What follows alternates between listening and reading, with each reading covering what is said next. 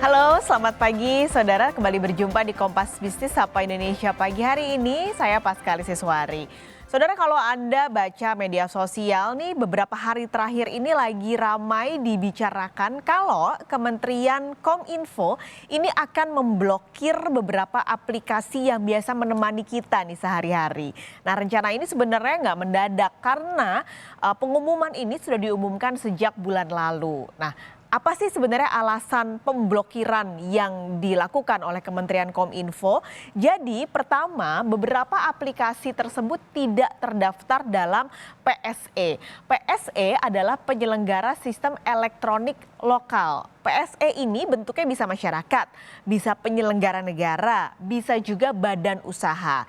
Nah, dari kategori-kategori yang dibuat oleh Kominfo aturannya ada 6 kategori yang wajib daftar. Jadi pertama, mereka yang mengoperasikan transaksi keuangan, misalnya mungkin Anda punya link aja atau Dana, nah itu harus daftar. Lalu juga mereka yang berhubungan dengan perdagangan barang dan jasa, misalnya Tokopedia atau juga Shopee. Lalu layanan komunikasi, ada WhatsApp, ada juga Telegram, lalu juga ada layanan mesin pencari. Anda tahu lah ya, layanan mesin pencari di sini yang paling cukup terkenal adalah Google, dan mereka yang ada muatan digital berbayar, baik itu musik, video, misalnya ada Netflix, ada Spotify, ada Disney Hotstar juga. Nah, aturan ini dibuat dan diumumkan pada bulan lalu kalau PSE yang ada di Indonesia harus mendaftarkan paling lambat tanggal 20 Juli. Berarti besok nih, hari Rabu adalah tenggat waktunya. Nah, Menteri Komunikasi dan Informatika Johnny G. Plate bilang sebenarnya untuk perusahaan-perusahaan tersebut mendaftarkan PSE sebagai PSE di bawah Kementerian Kominfo ini nggak sulit karena semuanya sudah dilakukan via OSS atau One Single Submission atau pendaftaran secara daring.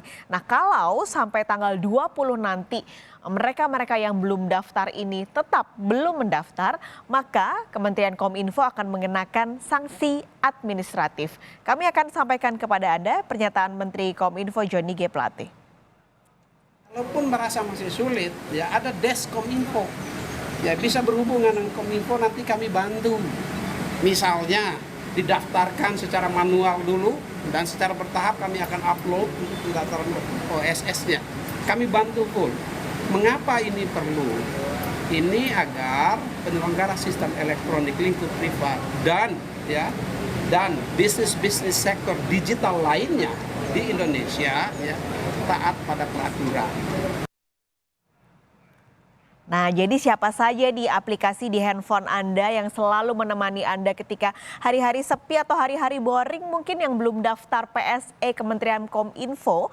Jadi yang pertama ada perusahaan Meta. Kita tahu di bawah Meta ini ada Instagram, lalu juga ada Facebook, ada WhatsApp. Ini belum terdaftar di PSE. Lalu ada mesin pencari Google, lalu ada YouTube. Nah, dan juga untuk mereka yang biasa menyediakan film dan juga hiburan-hiburan yaitu Netflix dan juga Disney Plus. Ini belum terdaftar di PSE lokal di bawah Kementerian Kominfo.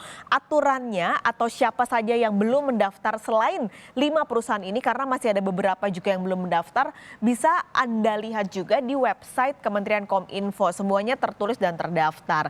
Tapi sebenarnya ada juga kok perusahaan-perusahaan atau aplikasi-aplikasi mungkin lebih dekat dengan Anda yang sudah terdaftar di PSE atau penyelenggara sistem elektronik di bawah Kementerian Kominfo. Total dari 2015 sampai sekarang berarti selama 7 tahun sudah ada 4.540 PSE yang mendaftarkan diri di bawah Kementerian Kominfo. Totalnya domestiknya memang lebih banyak, ada 4.400-an, sementara yang asingnya totalnya lebih sedikit, hanya 68 PSE saja yang sudah mendaftarkan. Apa sih yang sudah mendaftar atau aplikasi-aplikasi apa saja yang sudah mendaftarkan ke PSE Kominfo? Jadi ada yang pertama Gojek, lalu ada juga Tokopedia juga sudah, lalu ada TikTok, Spotify, Telegram, OVO itu sudah mendaftarkan ke PSE Kominfo. Jadi sebenarnya cukup banyak jumlahnya, tapi yang dipermasalahkan oleh Kementerian Kominfo ini adalah kenapa yang lain tidak mencoba atau mengikuti aturan yang berlaku di Indonesia di bawah Kementerian Kominfo dan dalam hal ini adalah diatur di Undang-Undang Nomor 10 Tahun 2021. Nah,